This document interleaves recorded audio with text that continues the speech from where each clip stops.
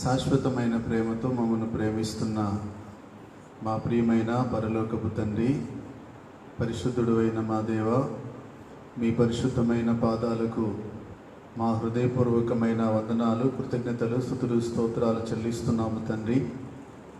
నాయనా, గడిచిన వారమంతా నీ రెక్కల నీడలో మమ్మల్ని భద్రపరిచి కనికరం చూపించి కనుపాప వలె కాపాడి సంరక్షించారు. సంఘములోని బిడ్డలు అనేక మంది ఎన్నో ఒత్తిడులకు, శ్రమలకు, కష్టాలకు లోనై ఉన్నారు. ప్రభువా, వారిని స్థిరపరిచి ఆ శ్రమల్లో నిలబడడానికి సాయం చేశావు. మీకు స్తోత్రములయ్యా. ఈ దినము మీ సన్నిధికి నడిపించిన ప్రతి బిడ్డను బట్టి మీకు స్తోత్రాలు చెల్లిస్తున్నాను. ఈ సన్నిధిలో వారు కూర్చుని ఉన్నారు. ప్రభువా, వారి హృదయాలు ప్రభువా ఏ రీతిగా ఉన్నాయో నాకు తెలియదు. ప్రభువా, మీ కృపలో జ్ఞాపకం చేసుకోండి. మీ ప్రజలకు అవసరమైన మీ మాటలు మీరు వారికి అనుగ్రహించమని ప్రార్థిస్తున్నాను. మీరు మాట్లాడితే మీ ప్రజలకు మేలు జరుగుతుంది. మీరు మాట్లాడితే మీ ప్రజలు జీవిస్తారు. దేవా, మీ వాక్యము ద్వారా వారు నూతన శక్తిని పొందుతారు. అందుకొరకై ప్రార్థిస్తున్నాను తండ్రి. అల్పుడను, అయోగ్యుడను, బలహీనుడను ప్రభువా, మీ బలముతో నింపి దేవా మీ చిత్తము నెరవేర్చినట్లు నీ దాసుని బలపరిచి వాడుకోండి, మహిమ పొందండి. నాతో మాట్లాడండి, అందరితో మాట్లాడండి. మీ మాటకు విధేయులు మగునట్లు దేవా శిష్యునికి తగిన మనస్సు మాకు దయచేయండి. యేసు నామములో ప్రార్థిస్తున్నాము తండ్రి, ఆమేన్.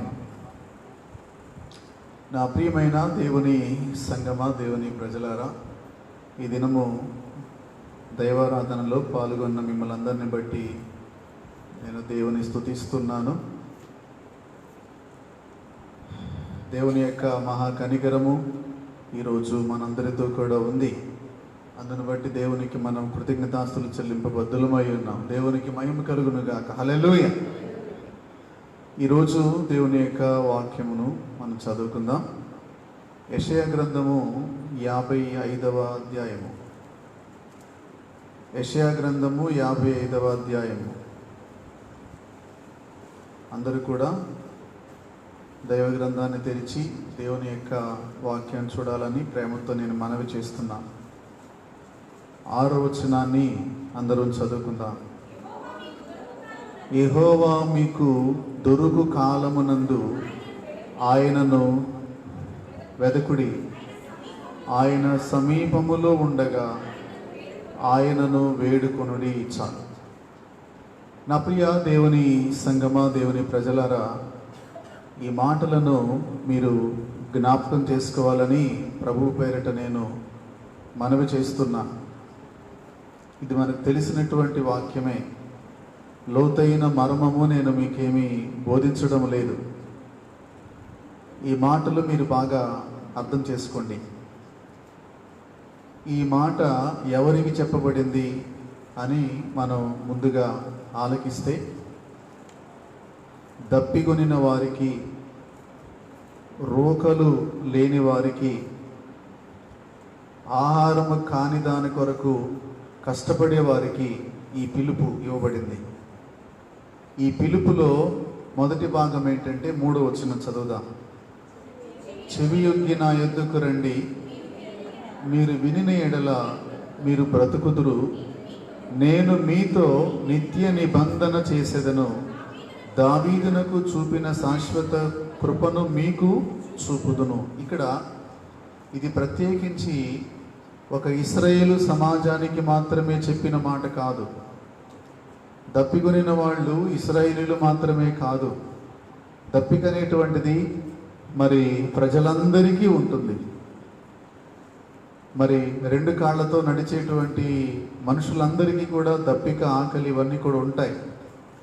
తర్వాత చెవియొగ్గి నా యొద్దకు రండి, మీరు వినిన ఎడల మీరు బ్రతుకుదురు.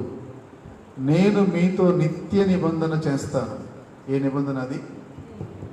నిత్య నిబంధన అని చెప్పానంటే మారనిది అని అర్థం.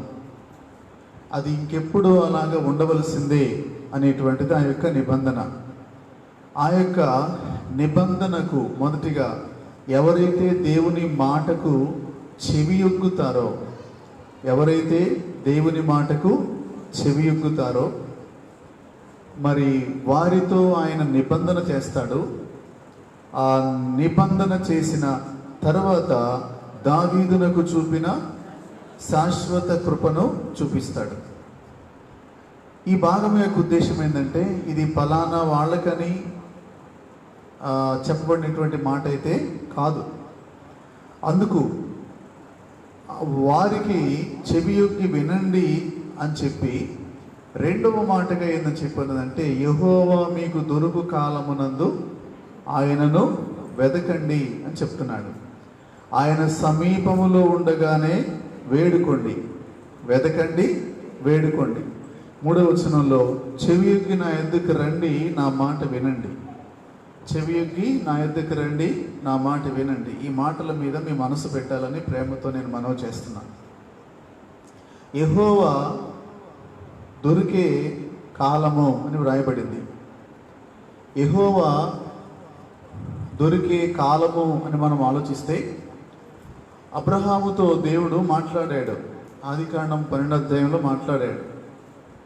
మాట్లాడి అక్కడ నుంచి పలు సందర్భాల్లో దేవుడు అబ్రహాముకు ప్రత్యక్షమై మాట్లాడుతూ వచ్చినటువంటి ఆయన ఒక సందర్భం జరిగింది. ఆ సందర్భము జరిగిన తర్వాత సుమారు 13 సంవత్సరాల పాటు దేవుడు అబ్రహాముతో మాట్లాడలేదు. అబ్రహాము దేవుడు చూపించిన మార్గములో ప్రయాణం అయితే చేస్తున్నాడు, కానీ అబ్రహాముతో దేవుడు మాట్లాడలేదు. అంటే అబ్రహామునకు దేవునికి మాటలు లేవు. అబ్రహాముకు దేవునికి ఏం లేవు? మాటలు లేవు. ఒకవేళ ఇక్కడ కూర్చున్నటువంటి వారిలో చాలా కాలంగా వ్యక్తిగతంగా దేవునికి మీకు మధ్యలో మాటలు లేవేమో చూసుకోండి. ఎందుకు అని చెప్పానంటే హాగరును శారా అబ్రహాము గారికి భార్యగా ఇచ్చింది. భార్యగా ఇచ్చిన తర్వాత ఏం జరిగింది అని మనం ఆలోచిస్తే కుమారుడు పుట్టాడు. వాస్తవానికి అది దేవుని చిత్తమైతే కాదు. మన వ్యక్తిగత జీవితంలో చాలా సందర్భాలు దేవుని చిత్తము కానటువంటి అటువంటి పనులు మనం చేస్తూ ఉంటాం. అయితే మనము ప్రార్థిస్తూ ఉంటాము, స్తుతిస్తూ ఉంటాము, కానీ దేవుడు ఆ ప్రార్థన అయితే అంగీకరించడు, తిరిగి మనతో మాట్లాడడం. దానికి ఉదాహరణ అదే. 13 ఏళ్ల పాటు దేవుడు ఏం చేయలేదు? మాట్లాడలేదు. ఇక్కడ మనము జాగ్రత్త గుర్తించాల్సినటువంటి విషయం, తర్వాత కాలంలో మరి ఇశ్రాయేలుతోటి పలు సందర్భాల్లో నానా సమయములలో నానా విధాలుగా దేవుడు ప్రవక్తల ద్వారా మాట్లాడాడు. తర్వాత సందర్భంలో మరి ఇశ్రాయేలు వారిని దేవుడు స్థిరపరిచినాక మరి షిలోహు అనేటువంటి ప్రాంతంలో దేవుడు మందిరాన్ని ఏర్పాటు చేశాడు. షిలోహు యొక్క మందిరం అనేటువంటిది మరి ఏలీ యొక్క కుమారుల ద్వారా ఆ యొక్క మందిరము అపవిత్రపరచబడుతుంది. అక్కడ అసాంఘిక కార్యకలాపాలు జరుగుతూ ఉన్నాయి. ఆ కార్యకలాపాలు జరుగుతూ ఉన్నప్పుడు నా ప్రియ దేవుని బిడ్డలారా, వాక్యంలో ఉంది, ఆ కాలమందు యెహోవా వాక్యము ప్రత్యక్షమగుట అరుదు అని వ్రాయబడి ఉంది.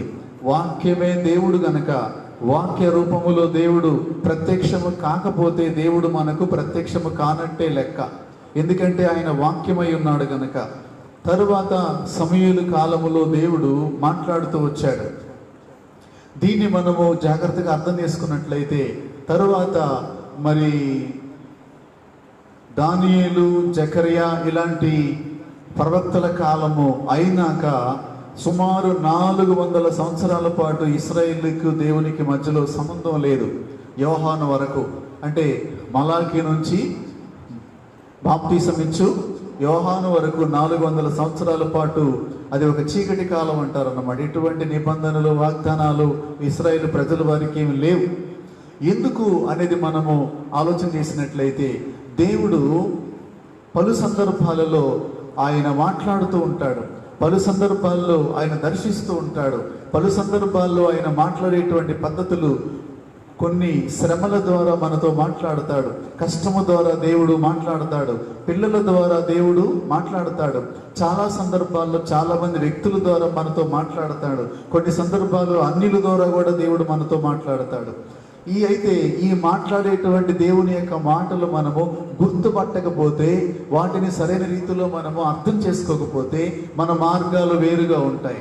అందుకు నా ప్రియ దేవుని బిడ్డలారా, యెహోవా దొరికేటువంటి కాలాన్ని గురించి కనుక మనము ఆలోచన చేస్తే, పాత నిబంధన కాలములో ఆయా సందర్భాల్లో దేవుడు వారికి మరి ప్రత్యక్షమవుతూ వచ్చాడు. అయితే ఇప్పుడు మనం చూసినట్లయితే నూతన నిబంధనలో ప్రభువు మనకి వాగ్దానం చేశాడు. ఏంటా వాగ్దానం అంటే, యుగ సమాప్తి వరకు సదాకాలము నేను మీతో ఉన్నాను. అయితే దేవాతి దేవుడు పాప శరీరాకారం ధరించుకొని ఆయన ఈ లోకములో మనుషుల మధ్యలో ప్రత్యక్షమయ్యాడు. మనుషుల మధ్యలో ప్రత్యక్షమైనటువంటి యేసుక్రీస్తు వారిని వారు దేవుడుగాను తండ్రి పంపినటువంటి మార్గముగాను గుర్తించలేదు గనుక యేసుక్రీస్తు వారు ఈ లోకంలో ఉన్నప్పుడు ఒక మాట అన్నాడు, మీరు కన్నులారా చూసి చెవులారా విని నా వలన స్వస్థత పొందకుండానట్లు మీ హృదయము కొవ్వెక్కింది అన్నాడు. అంటే కొవ్వెక్కింది అని మాట్లాడడంలో ఉద్దేశం ఏదని చెప్పాలంటే, మాంసం తిని కొవ్వు పెట్టిందని కాదు, కానీ గర్వాన్ని కూడా కొవ్వు అని అంటారు అన్నమాట. అందుకు చూడండి, యేసుక్రీస్తు వారు ఈ లోకములో ఆయన చెప్పాడు, నా యుద్ధకు రండి, నా యుద్ధకు వచ్చేవారిని ఎంత మాత్రము నేను త్రోసివేయను అని చెప్పాడు. అందుకు యేసుక్రీస్తును వారు వడ్లవాణి కుమారునిగానే చూశారు, మరి మరియ కుమారునిగానే చూశారు, ఒక మనిషిగానే గుర్తించారు. కానీ ఆయన కార్యాలను బట్టి ఆయనను దేవుడిగా దేవుని కుమారుడిగా వారు అంగీకరించినందువలన మరి లాస్ అయింది ఎవరు అని మనం ఆలోచన చేసినట్లయితే, నా ప్రియ దేవుని బిడ్డలారా అర్థం చేసుకోండి, ఎలీషా కాలంలో కుష్ఠరోగులు చాలా మంది ఉన్నారు, కానీ సిరియా దేశపు నయమాను తప్ప ఎవరు కూడా మరి ఎలీషా దగ్గరికి వచ్చినటువంటి వాళ్ళు కాదు. అందుకే యేసయ్య అన్నాడు, ప్రవక్త మరి తన యొక్క ఇంటిలోనూ బంధువులలోనూ స్వదేశంలో తప్ప ఎక్కడ ఘనహీనుడు కాడు. కాబట్టి నా ప్రియ దేవుని బిడ్డలారా, యేసుక్రీస్తు ఆయన మనందరి కొరకు సిలువలో ప్రాణమిచ్చి, వారు అంగీకరించకపోయినా కూడా మన కొరకు సిలువలో ప్రాణమిచ్చి ఆయన ఏం చేశాడని చెప్పానంటే, పునరుద్ధానుడై తిరిగి లేచినాక ఆయన చెప్పాడు, ఇదిగో యుగ సమాప్తి వరకు సదాకాలము నేను మీతో కూడా ఉంటాను అని చెప్పాడు. దీనిని బట్టి యేసుక్రీస్తు వారు మనలను దర్శిస్తున్న కాలాన్ని మనము గుర్తించకుండా ఉంటే, నా ప్రియ దేవుని బిడ్డలారా, ఒకసారి మీరు ఆలోచించండి, అర్థం చేసుకోండి. కొన్ని సంవత్సరాల క్రితము ఒక సంఘటన జరిగింది. ఏంటా సంఘటన అని చెప్పానంటే, విజయవాడ రైల్వే స్టేషన్లో ఒక సంఘటన జరిగింది. ఏంటా సంఘటన అంటే, ఒక భార్యాభర్త ఉన్నారు. భర్త ఇండియన్ ఆర్మీలో పనిచేస్తారు. ఆర్మీలో పనిచేస్తున్నప్పుడు భార్య గర్భవతిగా ఉండింది. ఆయన యుద్ధానికి వెళ్ళాలి కనుక మరలా డ్యూటీకి వెళ్ళాడు. భార్య గర్భవతిగా ఉంది. ఒక మంచి కుమారుడు పుట్టాడు. పుట్టినప్పుడు ఆ యొక్క సైనికుడు చాలా ఎప్పుడెప్పుడు భార్యను చూడాలా, ఎప్పుడెప్పుడు తన ప్రతిరూపాన్ని చూడాలా అనేటువంటి ఆశతో ఉన్నాడు. ఆశతో ఉన్నప్పుడు అతనికి సెలవులైతే ఇవ్వటం లేదు. అయితే మరి ఒక ప్రాంతం నుంచి మరొక ప్రాంతానికి మరి ఆయన యుద్ధము నిమిత్తమై వెళ్లాల్సి ఉంది.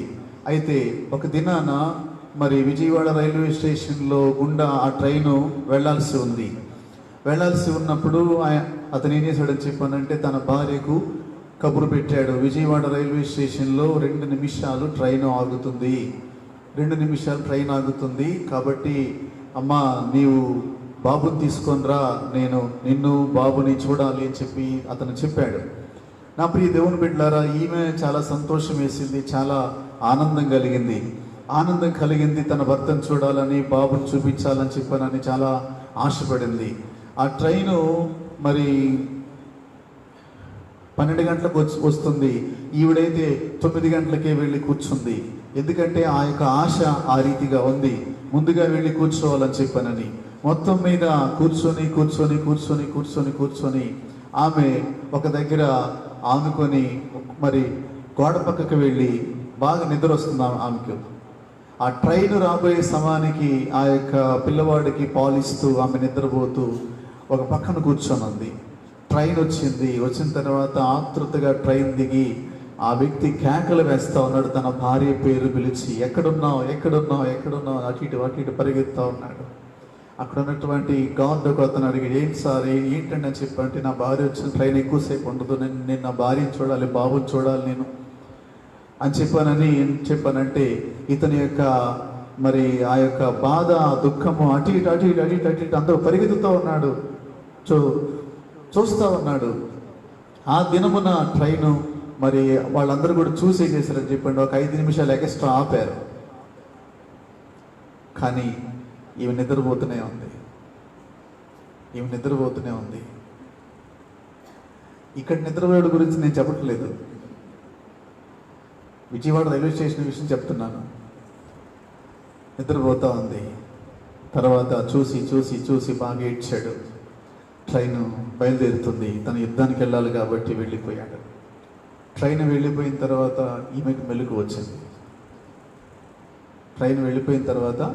ఈమెకు మెలకు వచ్చింది.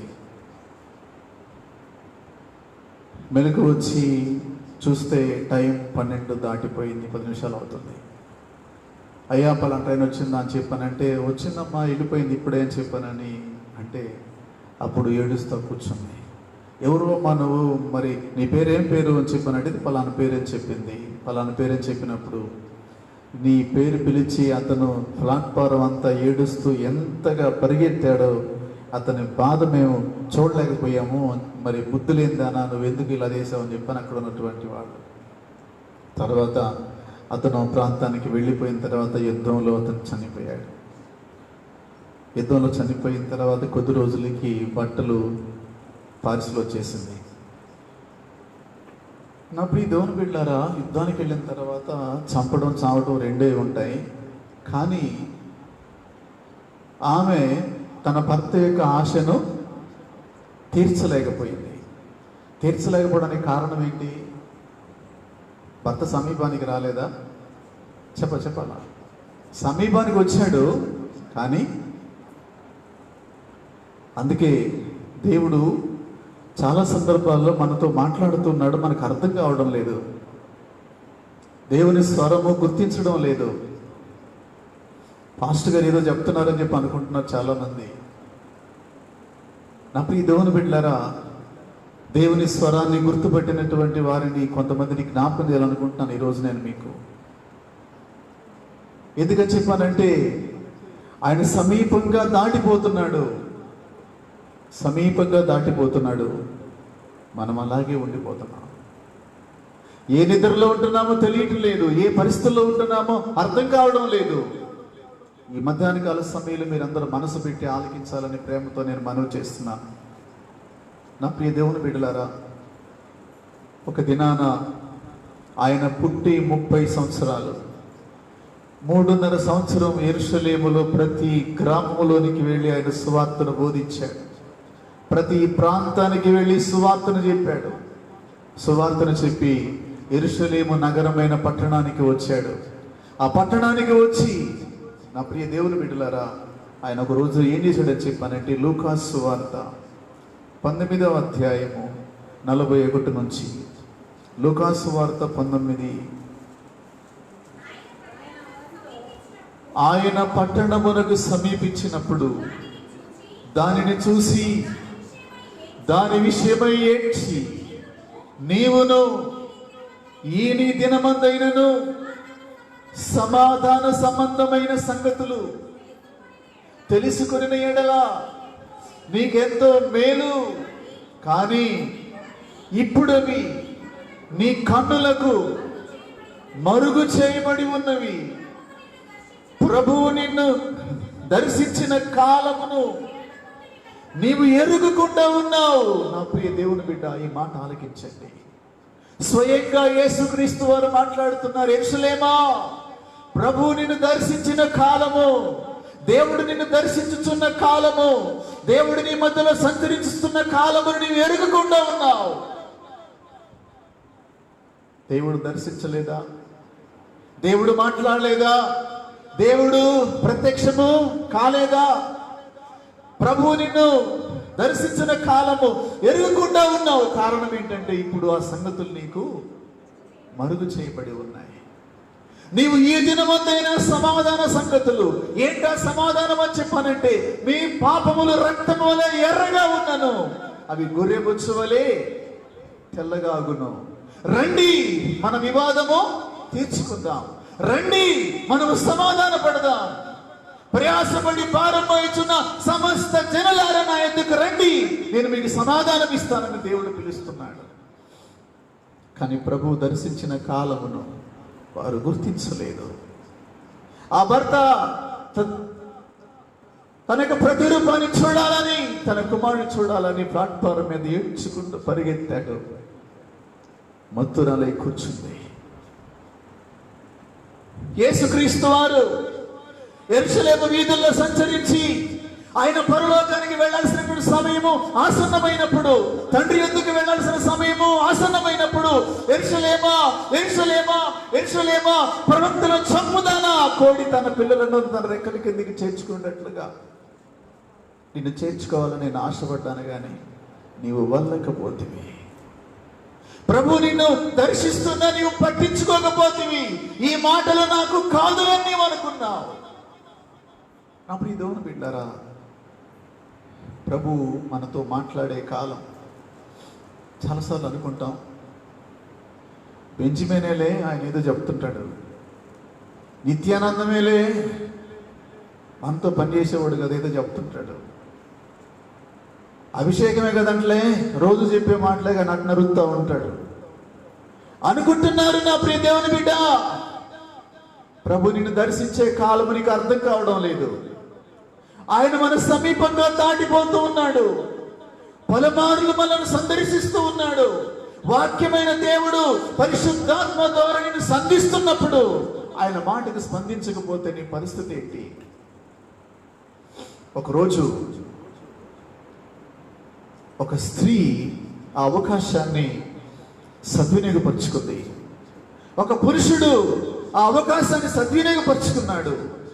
నా ప్రియ దేవుని బిడ్డలారా, చూడండి దేవుని యొక్క వాక్యంలో ఒక వ్యక్తిని గురించి మనం చూద్దాం. లూకా సువార్త 18వ అధ్యాయము 35 నుంచి, లూకా 18:35 నుంచి, ఆయన ఎరికో పట్టణము సమీపించినప్పుడు ఒక గుడ్డివాడు త్రోవ ప్రక్కన కూర్చుండి భిక్షమడుకొనుచుండెను.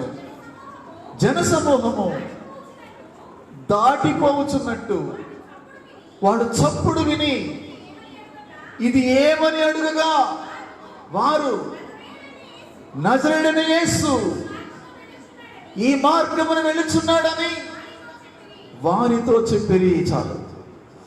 త్రోవ ప్రక్కన గుడ్డివాడు, వాడికి కళ్ళు లేవు గనక మనుషుల స్పందన గ్రహించడానికి వాడికున్న ఒకే ఒక మార్గం చెవులు. కళ్ళు లేనటువంటి వాడికి చప్పుడును, అలజడిని, మనుషుల యొక్క ప్రవర్తనను గుర్తించడానికి ఒకే ఒక సాధనం చెవులు. ఆ చెవులను జాగ్రత్తగా వినియోగించుకుంటున్నాడు. త్రోవ ప్రక్కన కూర్చొని అడుక్కుంటున్నాడు ఒక గుడ్డివాడు. ఆ మార్గమున చాలా మంది ముందు మాట్లాడుకుంటూ వస్తున్నారు. అయ్యా అయ్యా, ఏంటి చాలా మంది జనం వస్తున్నారు, ఏం జరుగుతుంది అని చెప్పి వాడు అడుగుతున్నాడు. వారిలో కొంతమంది అన్నారు, రే గుడ్డోడా, అరకుండా కూర్చో, నీకెందుకు, ఎవడు పోతే నీకెందుకురా, నీ యొక్క నీవు పరుచుకొని కూర్చున్నటువంటి ఆ యొక్క బట్ట మీద డబ్బులు వేస్తే తీసుకో, లేకపోతే లేదు, నీకెందుకు, ఎవరు వెళితే అనేటువంటి ఉద్దేశంతో వారు అంటున్నారు. మరలా అడుగుతున్నాడు, అయ్యా అయ్యా, ఎవరు వెళ్తున్నారు ఈ మార్గమున, ఎవరు వెళ్తున్నారు, ఇంతమంది వస్తున్నారు ఏంటి, కొన్ని వందల మంది మాట్లాడుకుంటున్నట్టుగా నాకు వినబడుతుంది, నేను వాళ్ళను చూడటం లేదు, ఏం జరుగుతుంది ఇక్కడ అని చెప్పని అడిగాడు వాడు. కానీ వాడు అడగాల్సింది భిక్ష గురించి. జనం వస్తున్నప్పుడు అయ్యా 1 రూపాయి అయ్యి, అయ్యా 1 రూపాయి అయ్యా, అయ్యా 1 రూపాయి అయ్యి అని అడుక్కోవాల్సింది కదా వాడు. ఏం జరుగుతుందో తెలుసుకుంటున్నాడు, ఏం జరుగుతుందో ఆలోచిస్తున్నాడు. ఆ సందర్భంలో ఒక వ్యక్తి చెప్పాడు, సమాజం అన్న తర్వాత అందరూ కూడా పోకిరిలే ఉండరు కదా. ఈ మార్గాన నజరేయుడైన యేసు అనే ఒక వ్యక్తి వస్తున్నాడు. ఆ వ్యక్తికి ముందు వెనక చాలా మంది నడుస్తున్నారు. నజరేయుడైన యేసు ఆయన ఎవరు చెప్పనంటే, ఆయనకు దావీదు కుమారుడని పేరు, ఆయనకు దేవుని కుమారుడని పేరు, ఆయన గొప్ప కార్యాలు చేస్తున్నాడు అని చెప్పాడు. వాడి హృదయంలో ఒక ఆశ చిగురించింది. ఏంటి ఆశ చెప్పానంటే, ఆయన దారిని వెళుతున్నాడు, నేను దారిలో లేను, నేను పక్కనున్నాను. ఆలోచించండి, దారిని వెళ్ళేటప్పుడు పక్కనుండే బళ్ళు పనికిరానివి, యాక్సిడెంట్ అయినటువంటివి, డ్యామేజ్ అయినటువంటి అన్నీ కూడా పక్కన పెడతారు, రోడ్డు మీద ఉండవు. ఆరోగ్యకరంగా ఇంజిన్లు బాగుండి వెళ్ళే బళ్ళే రోడ్లో వెళ్తూ ఉంటాయి. కానీ వీడు పక్కనున్నాడు, దారిలో వెళ్ళే అవకాశం లేదు. ఒక నిర్ణయం చేసుకున్నాడు, ఇది దేవుడు నాకు ఇచ్చిన గొప్ప అవకాశం, ఇది దేవుడు నాకు ఇచ్చిన గొప్ప అవకాశం, ఈ అవకాశాన్ని నేను పోగొట్టుకోకూడదు అనుకున్నాడు. వాడు పోగొట్టుకోకూడదు అనుకొని ఏం చేశాడని చెప్పానంటే, ఏం చేయాలా, ఆయనేమో నాకు కనపడ్డు, నాకు కనపడదు కాబట్టి జనంలోకి వెళ్ళలేను. నేను జనంలోకి వెళ్తే నాకు చాలా కష్టం అయిపోతుంది. ఇప్పుడు నాకు పనిచేస్తున్న జ్ఞానేంద్రియాలు రెండు, ఒకటి చెవులు, రెండోది నోరు. చెవులతో విన్నాను నేను, ఇప్పుడు ఆయనను నోటితో నేను పిలిస్తే ఆయనకు వినబడ్డానికి ఆయన ఒంటిగా లేడు, ఆయన ఒక్కడిగా అక్కడ లేడు. ఆయన చుట్టూ వందలాది మంది ఉన్నారు, వారందరూ మాట్లాడుకుంటూ ఉన్నారు. ఒక బస్సులో 50 మంది ఉంటేనే చెవులు పోతాయి. ఏదో ఒకటి మాట్లాడుతూనే ఉంటారు, ఏదో ఒకటి మాట్లాడుతూనే ఉంటారు. ఏది మాట్లాడకపోయినా ఫోన్లోనైనా మాట్లాడుతూనే ఉంటారు. తల పోటెక్కుద్ది.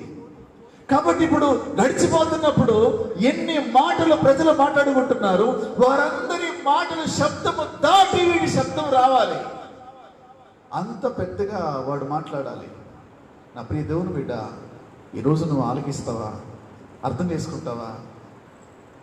ప్రభు ఆ మార్గాన వస్తున్నప్పుడు వాడు సమీపంగా ఏ మాత్రం కూడా కేక మిస్ అయితే అవకాశము పోగొట్టుకుంటాడు. బైబిల్లో అది చదివినప్పుడల్లా నా హృదయము చాలా కొట్టుకుంటుంది. వాడికి ఉన్న జ్ఞానం లేకుండా పోతుంది మాకు అని చెప్పి ఆ సమయంలో వాడు ఏదో చెప్పానంటే, దావీదు కుమారుడా యేసు, దావీదు కుమారుడా యేసు అని కేక వేస్తున్నాడు. ప్రార్థన చేయండి అని చెప్పానంటే ఎవరు చేస్తారంటే, ఎవడికి ఆకలి అయితే వాడు చేస్తాడు. కడుపు నిండినటువంటి వాడికి ఎదుటి వాడి ఆకలి తెలీదు. ఆ దినమున ఎంత మంది ఉన్నా సరే వాడు అనుకున్నాడు, నా కేక ఆయన చెవుల్లోకి వెళ్తే చాలు అని చెప్పానని కేకలు వేస్తున్నాడు వాడు. నా ప్రియ దేవుని బిడ్డలారా, అర్థం చేసుకోండి. ఆ యొక్క కేకలు వాడు వేస్తున్నప్పుడు పక్కన వారు అన్నారు, రే గుడ్డోడా ఏంటి నీ గొడవ, ఇక్కడ ఎంతమంది ఉన్నావు, నీ మాట ఎక్కడ పడుతుంది అని చెప్పానని ఎవరి మాటలు పట్టించుకోలేదు. ఒకసారి చదవండి నా మాట. అప్పుడు వారు, యేసు, దావీదు కుమారుడా నన్ను కరుణించమని కేకలు వేయగా ఊరకుండుమని ముందర నడుచుచుండిన వారు గద్దించిన యేసు అక్కడికి రాకముందే ఆయన ఎంత దూరం ఉన్నాడో తెలియదు, ఆయనకు ముందు ఎంతమంది ఉన్నారో తెలియదు, ఆయన వెనక ఎంతమంది ఉన్నారో తెలియదు, ఆయన ప్రక్కన ఎంతమంది ఉన్నారో తెలియదు. కానీ వాడు మరి ఎక్కువగా దావీదు కుమారుడా నన్ను కరుణించమని కేకలు వేశాడు. ఒక కేక కాదు, తన శరీరములో ఉన్న నరముల్లో ఉన్న శక్తి అంతా కూడా కూడదీసుకొని వాడు కేక వేస్తున్నాడు. నా ప్రియ దేవుని బిడ్డ, ఎందుకంటే సమీపముగా ఉండగా వేడుకోండి. యెహోవా మీకు దొరుకు కాలమును ఆయనను వెతకండి. వెతికాడు, సమీపంగా వస్తున్న సంగతి తెలుసుకున్నాడు, కేకలు వేశాడు. కేకలు వేసిన తర్వాత ఏం జరిగింది? అంతటా యేసు, గుడ్డివాడు పిలిచిన ఆయన ఆగుతాడా? ఈరోజు మనం దారిని వెళితే ఎంతోమంది అడుక్కున్నవారు కనిపిస్తారు. అయ్యా అయ్యా, అమ్మ అమ్మ అని చెప్పండి, ఆగుతాం మనం? ఆగుతామా మనం? మనకు చాలా పనులు ఉంటాయి, బిజీగా ఉంటాం. గుడ్డోడు పిలవటం ఏంటి? యేసు ఆగటం ఏంటి? ఇది నిజమా? గుడ్డివాడు పిలవటం ఏంటి? యేసు ఆగటం ఏంటి? అందుకే చెప్తాను, నీ ప్రాణం యొక్క విలువ యేసుకు తప్ప ఎవరికీ తెలియదు. చాలామంది అనుకుంటారు, దేవుడు మా ప్రార్థన వింటలేదులే. ఇప్పుడు అడుగుతున్నా, ఆ త్రోవ పక్కన కూర్చున్న గుడ్డివాడి కంటే, గుడ్డిదాని కంటే నువ్వు మంచిదానివి కాదా? కొంచెం మెరుగైన వాడివి కాదా? కొంచెము మెరుగైన దానివి కాదా? యేసు వాడి కేక విని అక్కడ నిలిచిపోయాడు. ఆయన అడుగు ముందుకు పడలేదు. వాడి కన్నీరు, వాడి ఆవేదన, వాడి యొక్క కేక యేసును దాటి వెళ్లకుండా ఆపేశాయి. నా ప్రియ దేవుని బిడ్డలారా, అర్థం చేసుకోండి. తర్వాత పక్కనున్న వారికి చెప్పాడు, వాడిని నా దగ్గర తీసుకురండి అని చెప్పాడు. అప్పుడు పక్కన వారు వీళ్ళంటున్నారు, రేయ్ భయపడకు, ఆయన పిలుస్తున్నాడు నిన్ను. ఆయన పిలుస్తున్నాడు. ఏయినా ఎవరు కావాలని నువ్వు కేకేసావో, ఇప్పుడు ఆయనే నిన్ను పిలుస్తున్నాడు. దేవుని స్తోత్రం కలుగును కాక. హల్లెలూయా. హెబ్రీ పత్రిక 13:5-6 వచనాలు.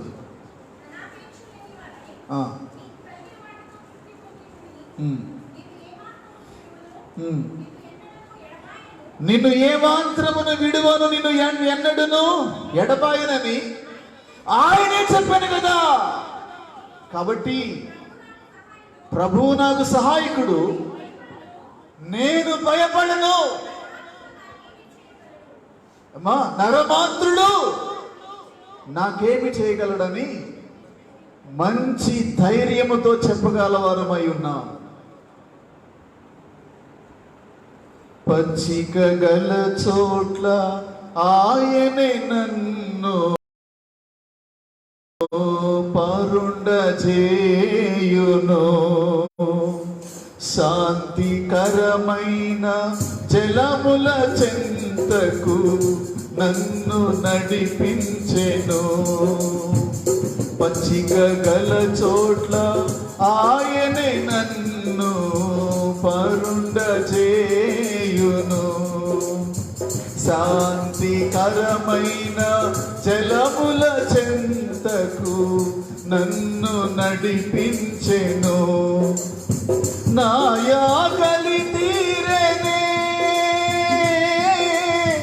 నా దాహము తీరెనే, నా ఆకలి తీరెనే, నా దాహము తీరెనే, నాకులేమీ కలుగదు, నేనాయన గొర్రెను. నాకులేమీ కలుగదు, నేనాయన గొర్రెను.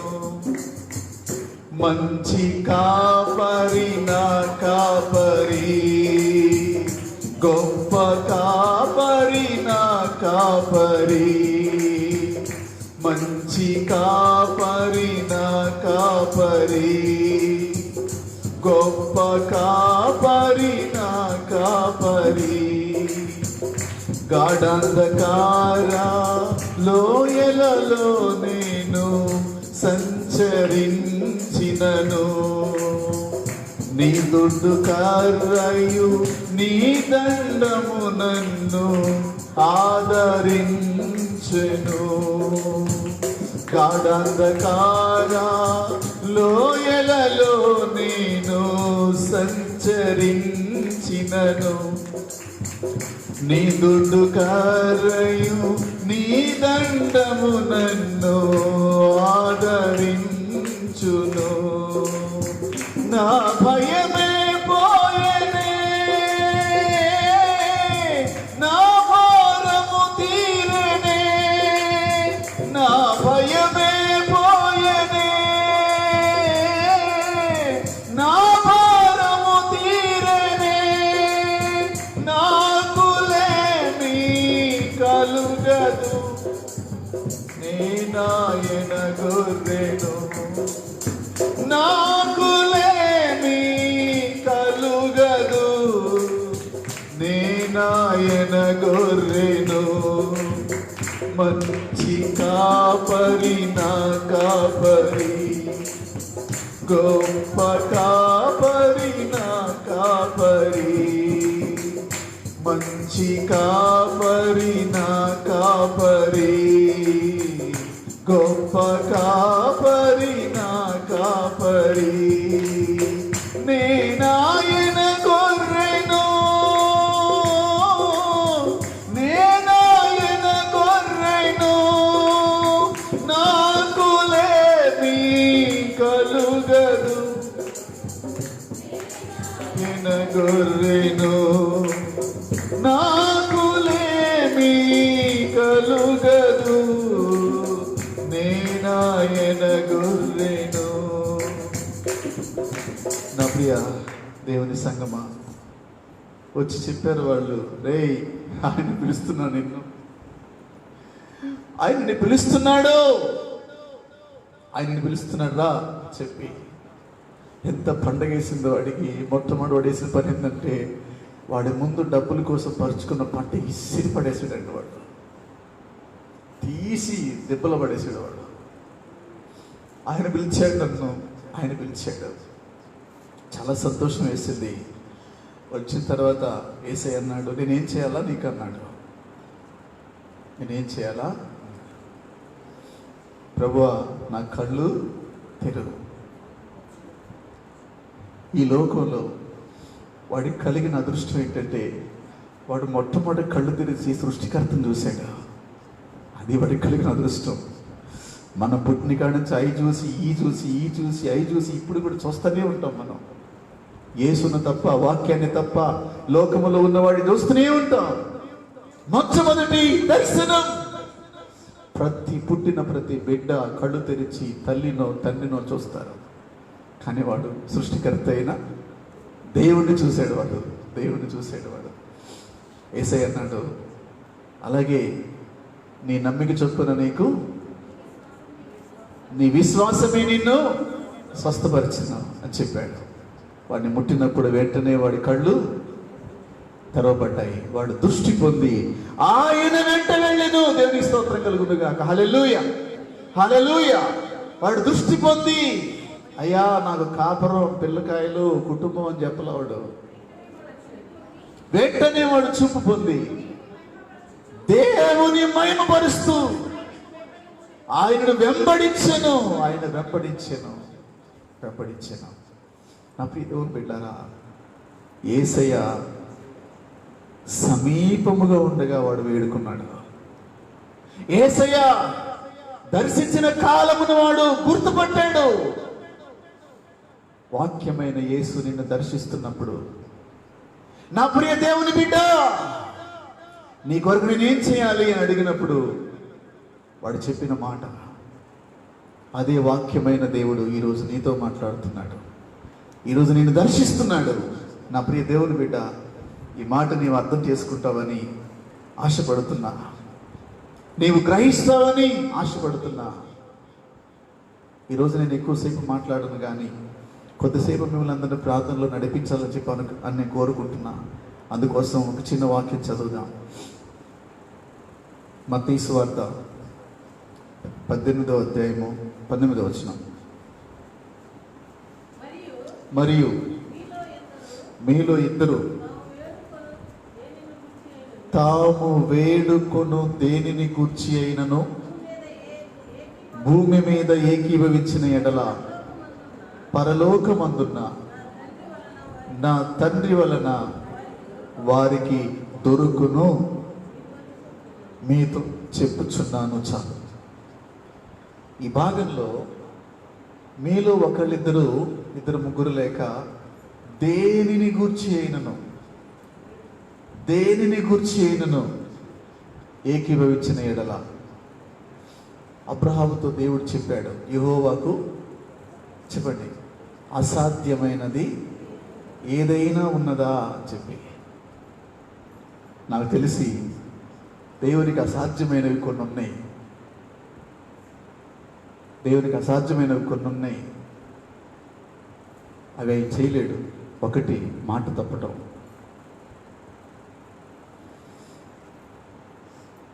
ఆయన చేయడు. వాగ్దానం ఇచ్చి తప్పుకోడు. నిబంధనల నుంచి మనం తప్పుకుంటాం. నిబంధనల నుంచి, ఆయన కౌగిళ్ళ నుంచి మనం తప్పుకొని పారిపోతాం. కానీ ఆయన మాట తప్పడం, అది ఆయన స్వాభావిక నైజం. తర్వాత ఆయన అబద్ధమాడనేరని దేవుడు. ఆయన అబద్ధమాడనేరని దేవుడు. పర్వతములు తొలగిపోయిన మెట్టలు తత్తరిల్లిన తన కృపను నీకు ఒకసారి వాగ్దానం చేస్తే అది ఇంకెప్పటికీ తీసివేయడం. ఆ పనులు చేయటం ఆయనకు అసాధ్యం. తర్వాత అన్యాయము చేయుట అసాధ్యం. దేవుడికి అన్యాయము చేయుట అసాధ్యం. సర్వశక్తుడు న్యాయము తప్పడు. కాబట్టి నా ప్రియ దేవుని బిడ్డలారా, దేనిని గూర్చి అయినను ఇద్దరు ఏకీభవిస్తే నేను ఆ విషయంలో నా తండ్రి వలన అది వారికి దొరుకునన్నాడు. అది పరిస్థితి ఏదైనా, ఏ స్థాయిలో ఉన్నా, ఏ లెవెల్లో ఉన్నా సరే, అలవాటుగా కాదు, ఆచారంగా కాదు. ఆ గుడ్డివాడు కేకలు వేసినప్పుడు, గుడ్డివాడు కేకేస్తే సృష్టికర్త ఆగిపోవటం ఏంటండి? విచిత్రం వేసింది, చాలా విచిత్రం వేసింది. నా ప్రియ దేవుని బిడ్డలారా, భారతదేశంలో మురికి కాలువలు బాగు చేసేటువంటి పేదవాడి దగ్గర నుంచి ప్రధానమంత్రి వరకు దేవుని దగ్గర అందరికీ ఒకటే గౌరవం ఉంటుంది. దేవుడు అందరికీ ఒకటే కృపనిస్తాడు. అది ఆయన నీతి. కాకపోతే పనులు వేరు. పనులను బట్టి మనుషులు అతిశయపడతారు. ఉద్యోగాన్ని బట్టి మనుషులు అతిశయపడతారు. ధనాన్ని బట్టి మనుషులు అతిశయపడతారు. ఎవరి కోసం అతిశయం? నా ప్రియ దేవుని బిడ్డ, దేవుని దృష్టిలో మోషే మరి దరిద్రుడైన లాజరు ఇద్దరు ఒకటే. ఇద్దరు చనిపోయినప్పుడు దేవదూతలు వచ్చారు. దేవుని దగ్గర నీకు సమానమైన గౌరవం ఉంటుంది. లోకంలో ఆ గౌరవాలు మనకు దొరకవు, కానీ దేవుని యొద్దే మనకు అటువంటి గౌరవం దొరుకుతుంది. నా ప్రియ దేవుని బిడ్డ, అయితే మరొక విషయం కూడా నేను మీకు గుర్తు చేస్తాను. ఒక స్త్రీ యేసుని గురించి విని లేచి వెళ్ళింది. ఆయన వస్త్రపు చెంగు మాత్రము నేను ముట్టుకుంటే బాగుపడుతునని. ఈరోజు మరి స్తుతి ఆరాధన సమయంలో ఆ పాట పాడుతున్నప్పుడు అది మనకి వాడుక లేదు కనుక చాలామంది అయోమయంగా ఉన్నారు.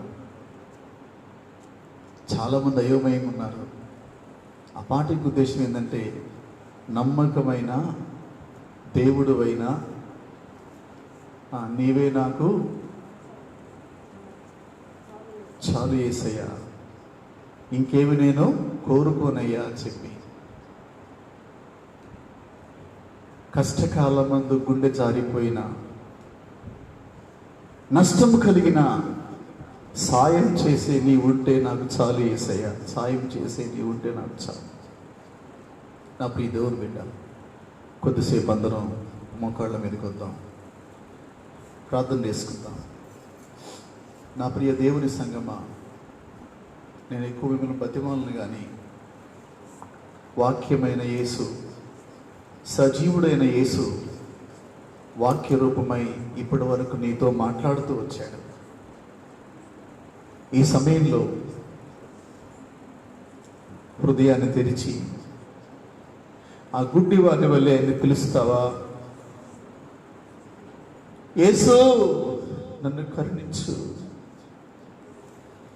నీ జీవితంలో సమస్య ఏదైనా, నీ జీవితంలో ప్రతికూలమైన పరిస్థితి ఏదైనా, కొద్ది సమయము ప్రభు నిన్ను దర్శించే సమయమును నీవు పోగొట్టుకోవద్దు. నా సోదరి సోదరుడా, నీవు దేని కొరకు ప్రార్థిస్తావో నాకు తెలియదు.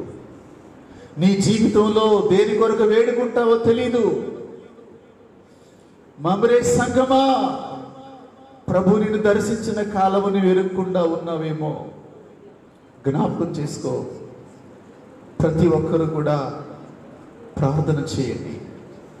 మీ న్యాయమైన ప్రతి అవసరమును ప్రార్థన చేయండి. మీ కుటుంబ స్థితిగతులను జ్ఞాపకం చేసుకోండి. మీ యొక్క పరిస్థితులను జ్ఞాపకం చేసుకోండి. బిడ్డల పరిస్థితిని జ్ఞాపకం చేసుకోండి.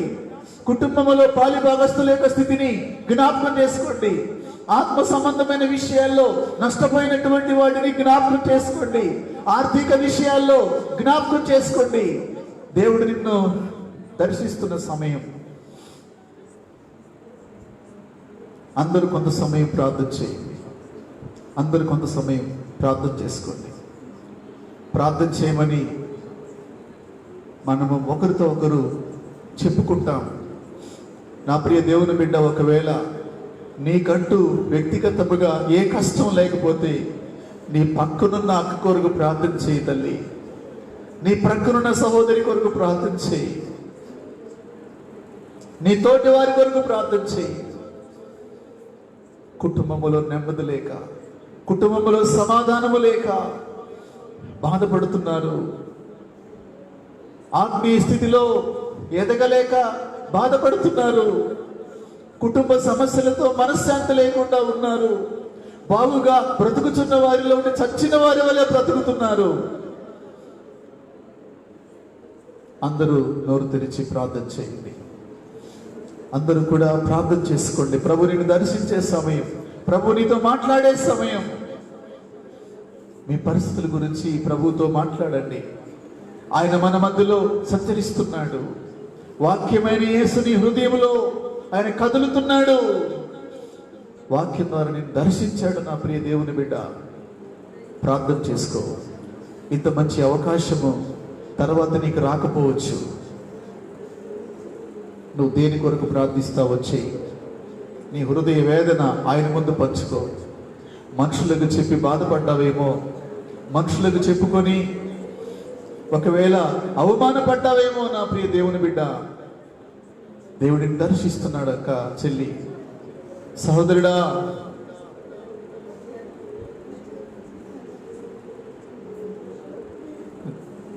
గర్వాన్ని విడిచిపెట్టి తల వంచి మోకరించి ప్రార్థించు. కనికరం గల దేవుడు నిన్ను దాటిపోకముందే,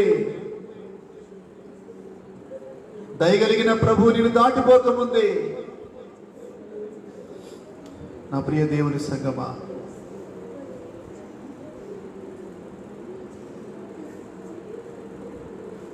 నీవు తప్ప నాకీ లోకంలో ఎవరు నారయ్యా, నీకు తప్ప నాలో ఎవరికి చోటే లేదయ్యా. దావీదు కుమారుడా, నన్ను దాటిపోకయ్యా. నజరేతువాడా, నన్ను విడిచిపోకయ్యా. దావీదు కుమారుడా, నన్ను దాటిపోకయ్యా. నజరేతువాడా, నన్ను విడిచిపోకయ్యా. కృండివాడినయ్యా, నాకు దారి చూపవా. మూగవాడినయ్యా నాకు స్వరము నీయవా, గ్రుడివాడినయ్యా నా కన్నులు తెరువవా. మూగవాడినయ్యా నాకు స్వరము నీయవా, కుంటివాడినయ్యా నా తోడు నిలువవా. కుంటివాడినయ్యా నా తోడు నిలువవా. దావీదు కుమారుడా నన్ను దాటిపోకయా, నజరేతువాడా నన్ను విడిచిపోకయా. లోకమంత చూచి నన్ను ఏడిపించిన, జాలితో నన్ను చేరదీసిన. లోకమంత చూచి నన్ను ఏడిపించిన, జాలితో నన్ను చేరదీసిన. ఒంటరినయ్యా నా తోడు నిలువవా, ఒంటరినయ్యా నా తోడు నిలువవా. దావీదు కుమారుడా నన్ను దాటిపోకయా, నజరేతువాడా నన్ను విడిచిపోకయా. నా తల్లి నన్ను మరచిపోయినా, నా తండ్రి నన్ను విడిచిపోయినా. నా తల్లి నన్ను మరచిపోయినా, నా తండ్రి నన్ను విడిచిపోయినా. తల్లి తండ్రి నీవై నన్ను లాలించవా, తల్లి తండ్రి నీవై నన్ను లాలించవా. దావీదు కుమారుడా నన్ను దాటిపోకయా, నజరేతువాడా నన్ను విడిచిపోకయా. నా ప్రియ దేవుని బిడ్డ, మనసారా ప్రార్థించుకో, మనసారా దేవుని సన్నిధిలో నీ ఆత్మను కుమ్మరించుకో. హన్నా దేవుని మందిరంలో తన హృదయాన్ని ఆమె దిమ్మరించినట్లుగా తన కుమారుని విషయంలో ఆమె తన హృదయాన్ని దిమ్మరించుకుంది. నా ప్రియ దేవుని బిడ్డ, ప్రార్థన చెయ్యి. నీకే సమస్య లేనట్లయితే నీ ప్రక్కవారి కోసం ప్రార్థన చెయ్యి. సంఘములో చెప్పబడుతున్న వారి కొరకు ప్రార్థన చెయ్యి. అవసరతలో ఉన్న వారి కొరకు ప్రార్థన చెయ్యి. అక్కర్లో ఉన్న వారి కొరకు ప్రార్థన చెయ్యి. శతాధిపతి తన దాసుని కొరకు ప్రార్థించాడు. తన దాసుని కొరకు యేసు దగ్గరికి వచ్చాడు. యేసుని గురించి విని, అయ్యో సమయం దాటిపోతే రాదని ప్రభు సమీపములో ఉండగా ఆయన వేడుకున్నాడు. పక్షవాయువు గల తన దాసునికి స్వస్థత వచ్చేటట్లుగా శతాధిపతి దేవుణ్ణి బతిమాలుకున్నాడు. నా ప్రియ దేవుని బిడ్డ,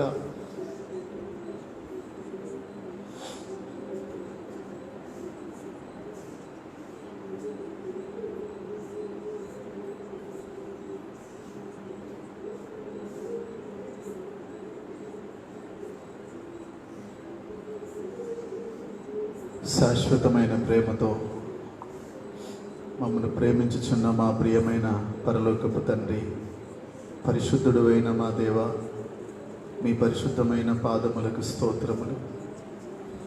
ఈ దినమున యెహోవా మీకు దొరుకు కాలమున మీరు ఆయనను వెదకండి అని చెప్పారు. ఆయన సమీపములో ఉండగా ఆయనను వేడుకోండి అని చెప్పారు. దేవా, మీరు దర్శించిన కాలమును ఎరిగి ఎంతమంది ప్రార్థిస్తున్నారో నాకు తెలియదు. ఎంతమంది తమ హృదయాలు కుమ్మరించుకుంటున్నారో నాకు తెలియదు. అయ్యా, నీవు మనుషులందరి హృదయాలను ఎరిగిన దేవుడవు, మనుషులందరి స్థితిగతులను ఎరిగిన దేవుడవు.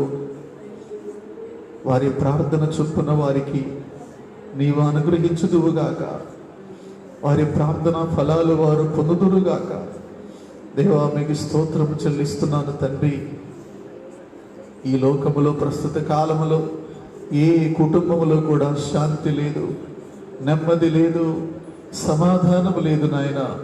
కారణాలు ఏవైనా కావచ్చు. హృదయంలో నెమ్మది లేక ఇదిగో సతమతమవుతున్న బిడ్డల కోసం ప్రార్థిస్తున్నాను ప్రభువా. కనికరం చూపించండి. బంధువులలో, రక్త సంబంధులలో, మనస్మర్ధలతో ప్రభువా కుటుంబాలలో నెమ్మది లేకుండా ఉన్నారు, కుటుంబాలలో సంతోషము లేకుండా ఉన్నారు. ప్రభువా కనికరం చూపించండి. ఇదిగో అనేక మంది నాయన నా తండ్రి భర్త విషయములో బాధపడుతున్న భార్యలు ఉన్నారు. ఇదిగో భార్య విషయములో బాధపడుతున్న భర్తలు ఉన్నారు. దేవా కుటుంబాలను మీరు జ్ఞాపకం చేసుకోండి. చాలా మంది నాయన ఆర్థిక ఇబ్బందులు గుండా వెళుతున్నారు. ఇదిగో నాయన అప్పులు గుండా వెళుతున్నారు. ప్రభువా సహాయం చేయండి. ఇదిగో చాలా మంది నా తండ్రి ఇదిగో నాయన హృదయంలో అయ్యా ఇదిగో చెప్పుకోలేనటువంటి వ్యాధులతో బాధపడుతున్నారు. సహాయం చేయి. మానసిక ఒత్తిడికి లోనవుతున్నారు. జ్ఞాపకం చేసుకోనండి. ఎవరు ఏ సమస్య గురించి ప్రార్థిస్తున్నారో అనేక మంది తల్లుల బిడ్డల యొక్క మారు మనసు కొరకు ప్రార్థిస్తున్నారు. అనేక మంది నాయన భార్యల భర్తల కొరకు ప్రార్థిస్తూ ఉన్నారు. అనేక మంది నాయన అప్పుల సమస్య నుంచి విడుదల కొరకు ప్రార్థిస్తున్నారు. అనేక మంది బిడ్డలు ఆత్మక్షేమాభివృద్ధి కొరకు ప్రార్థిస్తున్నారు. దేవా మీకు స్తోత్రం చెల్లిస్తున్నాం. చాలా మంది మరణకరమైన వ్యాధితో బాధపడుతూ ప్రార్థిస్తున్నారు. దేవా వారి కన్నీరు తుడవండి, వారి కన్నీరు తుడవండి. గుడ్డి వారి కన్నీరు తుడిచి కళ్ళు తెరిచిన దేవా మీకు స్తోత్రం చెల్లిస్తున్నాను నాయన. నీ సేవకునిగా నీ బిడ్డల కొరకై ప్రార్థిస్తున్నాను. ఈ రోజు నాయన నీ పిలుపును విని ఎంతమంది ప్రార్థించినారో, ఎంతమంది విజ్ఞాపన చేశారో, ఎంతమంది తమ హృదయాలని పాద సన్నిధిలో దెబ్బరించుకున్నారో, యేసు నామములో వారి ప్రార్థనలు సఫలమగును గాక. యేసు నామములో వారి ప్రార్థనలన్నీ కూడా జరుగును గాక. మీ నడిపింపు అనుగ్రహించండి నాయన. వారి కన్నీరు తుడిచి వారికి సంపూర్ణ సంతోషమును, నెమ్మదిని, సమాధానమును యేసు క్రీస్తు నామములో మీరు అనుగ్రహించండి తండ్రి. మీకు స్తోత్రములు. అన్నిటికి మించి ఇదిగో ప్రభువా ఇదిగో నాయన లోకం మాకు శాశ్వతం కాదు. ఈ లోక సంబంధమైనటువంటి వాటితో ముడిపడి ఆత్మలు నశించిపోకుండా ఆత్మల రక్షణ కొరకు ప్రతి ఒక్కరూ కూడా పొందిన విలువైన రక్షణ కొనసాగించుటకు సహాయం చేయండి. పరలోకమే మాకు స్వాస్థ్యము, పరలోకమే నాయన మాకు నిత్యత్వము. అందుకొరకై నీ సన్నిధిలో ప్రార్థిస్తున్నాను ప్రభువా. మీ దివ్య సముఖమందు నీ బిడ్డలైనటువంటి వారిని జ్ఞాపకం చేసుకొని వారి కన్నీరు తుడిచి వారికి అవసరమైన గొప్పదైన విడుదల, విమోచన మీరు అనుగ్రహించి ఆశీర్వదించమని ఈ దినము నాయన సంఘానికి వచ్చిన ప్రతి బిడ్డను కూడా నిండుగా మీరు ఆశీర్వదించండి. వారికి సంపూర్ణ సంతోషము కలిగించండి. వారికి జయ జీవితం మీరు అనుగ్రహించండి. ప్రతి విషయంలో కూడా నీ మీద ఆధారపడి జీవించడం వారికి నేర్పించండి. దేవా మీరు మా మీద ఎంతో నమ్మకాన్ని పెట్టారు. మీకు స్తోత్రములు ప్రభువా. ఇదిగో మేము మరణము వరకు నమ్మకముగా నీ సేవ చేయడానికి సహాయం చేయండి దేవా. ఇదిగో నా తండ్రి అయ్యా మేము నీ పాద సన్నిధిలో ప్రభువా నిన్ను సంతోష పెట్టేటువంటి జీవితం మాకందరికి దయచేయండి. సంఘములో చేరిన ప్రతి బిడ్డ పట్ల మీ కనికరం చూపించి దేవా మీరే న్యాయమైనటువంటి ఫలాన్ని మీరు అనుగ్రహించి సహాయం చేయండి ప్రభువా. ఎందుకంటే ఆయన నిన్ను పిలుస్తున్నాడని గుడ్డివానికి వినబడింది ప్రభువానికి స్తోత్రములు. హెబ్రీ పత్రికలో ఇదిగో నేను నిన్ను విడువను ఎడబాయనని ఆయనే చెప్పాను కదా అనే మాట మరలా వ్రాయబడింది. అవును ప్రభువా నీవు మాతో ఉన్నావు గనక మేము ధైర్యముగా బ్రతకడానికి శక్తినివ్వండి దేవా. హృదయంలో శాంతి, నెమ్మది, సమాధానము పొందినట్లుగా దైవికమైన జ్ఞానమును, వివేకమును మీరు మాకు అనుగ్రహించండి. ఇంతవరకు మాతో ఉండి నడిపించారు, మీకు వందనాలు. ఇక ముందు నడిపిస్తారు గనుక మీకు వందనాలు చెల్లిస్తూ యేసుక్రీస్తు వారి అతి శ్రేష్టమైన పరిశుద్ధ నామములో కృతజ్ఞతలు చెల్లించి ప్రార్థిస్తున్నాము తండ్రి. ఆమేన్. పరలోకమందున్న మా తండ్రి, నీ నామం పరిశుద్ధపరచబడును గాక, నీ రాజ్యం వచ్చును గాక, నీ చిత్తం పరలోకము నెరవేర్చినట్టు భూమి యందు నెరవేరును గాక. నేడు మనదిన ఆహారం దినదినం మాకు దయచేయము. మెడల అపరాధం చేసిన వారమే క్షమించిన ప్రకారం మా అపరాధాన్ని క్షమించము. శోధంలోనికి తేక దుష్టుని తప్పించుము. రాజ్యము, బలము, శక్తి, మహిమ నిరంతరము నీవైనావు తండ్రి. ఆమేన్. ఆమేన్. ఇప్పుడు మన తండ్రి అయిన దేవుని ప్రేమ, యేసుక్రీస్తు వారి కృప, పరిశుద్ధాత్మ దేవుని సన్నిధి సహవాసం మనందరికీ తోడైండి వదిలి చేసి నడిపించును గాక. ఆమేన్. ఆమేన్. ఆమేన్. అందరికీ వందనాలు. సెలవు తీసుకుందాం.